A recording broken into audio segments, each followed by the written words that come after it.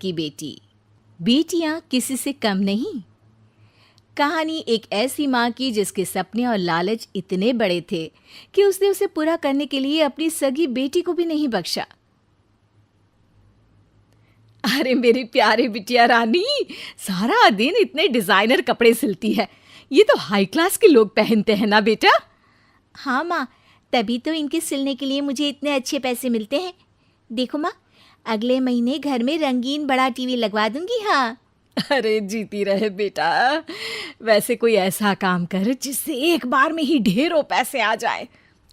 आने को तो इसमें भी अच्छी कमाई है माँ, लेकिन एक दिन में एक ही कपड़ा सिलो तो आराम भी है ना। वैसे क्या करना है माँ इतने पैसों का? अरे तू बड़ी भोली है बेटा। अरे ओ रायना के पापा, देखो तो, रायना के लिए मैंने एक लड़का देखा है। पैसे तो इतने हैं कि लाखों रोज इधर से उधर हो भी जाए तो पता ना चले। वो तो ठीक है, लेकिन इतने बड़े घर का लड़का हमारी रायना से शादी क्यों करेगा? अरे कैसी बात कर रहे हैं आप? क्यों नहीं करेगा?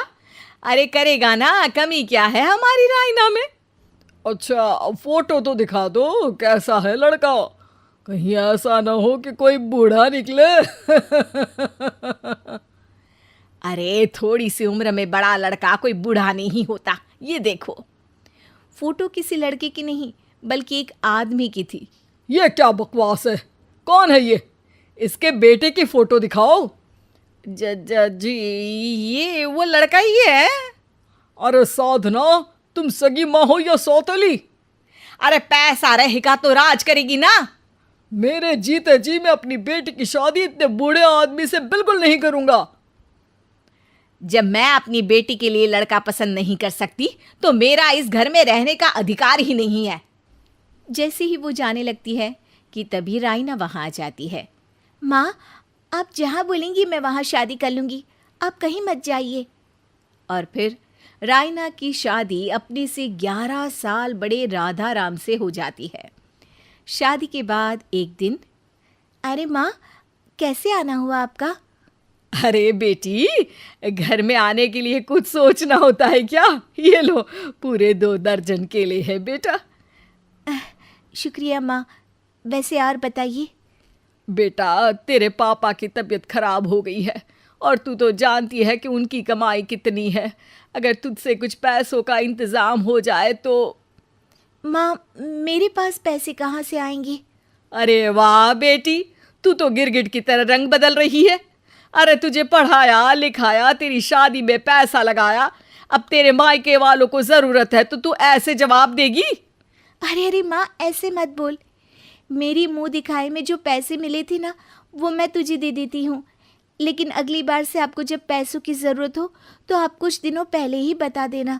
अरे ठीक है ठीक है, तो अभी से सुन ले, अगले महीने भी पैसों का इंतज़ाम करके रखना, मैं आकर ले जाऊंगी। तभी वहाँ रायना की सास आ जाती है। अरे अरे समधन जी, कैसे आना हुआ? और कुछ खाया पिया आपने? अब जी वो केले लाई हूँ पूरे 2 दर्जन। अब बेटी के ससुराल आना था तो खाली हाथ थोड़ी ना आती मैं। कोई बात नहीं बहन जी, आराम से बेटी से बात करिए, मैं और भी कुछ खाने को भिजवाती हूँ। सास के जाने के बाद साधना भी पैसे लेकर घर आ जाती है। अब दिन बीतते हैं। साधना हर महीने रायना के घर आती और पैसे लेकर चली जाती। लेकिन एक दिन अचानक रायना की सास का फोन साधना पर आता है। बहन जी, जैसे भी हो आप जल्दी से हमारे घर आ जाइए ना। हमारी बहू रायना को क्या हो गया है? न बोल रही है न हिल रही है। हैं? अरे मार तो नहीं डाला मेरी मासूम बेटी को? साफ साफ बोल देती हूँ, मेरी बेटी को कुछ भी हुआ होगा ना तो मैं तुम लोगों को कंगाल कर दूंगी, क्लेम कर दूंगी करोड़ों का। अरे क्या हुआ भाग्यवान, कहाँ से करोड़ों आ रहे हैं? अरे मार डाला हमारी बिटिया को उन लोगों ने। हैं? क्या बोल रही हो तुम? मैंने तो पहले ही बोला था कि लड़का ठीक नहीं है। दोनों रायना के घर पहुंचते हैं, जहां रायना का पति कहता है, अरे अरे आप डरिए नहीं, डॉक्टर ने कहा है कि वो अब खतरे से बाहर है। अरे पर वो खतरे में गई क्यों? अरे क्यों मेरी लड़की को मारने की कोशिश की गई? अरे वकील करूंगी बड़े से बड़ा और सबको सड़क पर ले आऊंगी। अरे सौम्या की माँ में इतनी हिम्मत है कि वो अपनी बेटी को पाल ले। रास्ते में ले आऊंगी तुम लोगों को। हाँ। अरे माता जी, लेकिन डॉक्टर की बात तो सुन लीजिए। नहीं नहीं, मुझे किसी की बात नहीं सुननी मेरी बेटी।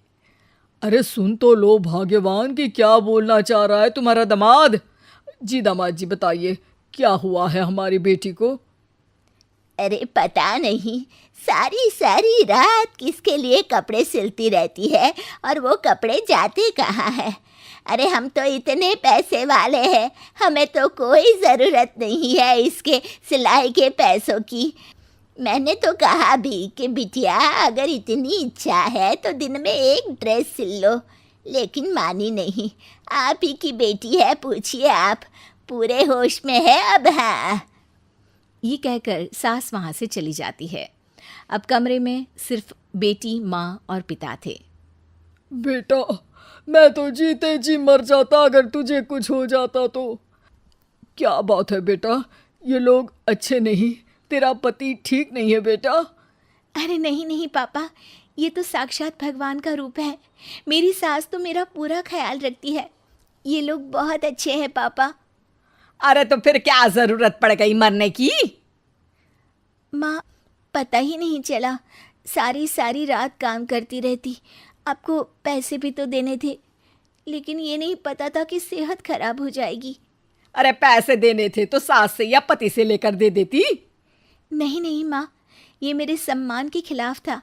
आप लोगों ने मुझे इस लायक बनाया है कि मैं आप लोगों की मदद अपने पैसों से करूं। पिता को साधना पर बहुत गुस्सा आता है, लेकिन साधना की आंखों में आंसू होते हैं। मुझे माफ कर दे बेटा, मैंने कभी नहीं सोचा था कि तू इतनी स्वाभिमानी निकलेगी। बेटा, मैंने अपने लालच में तेरा जीवन बर्बाद कर दिया, मुझे माफ कर दे बेटा।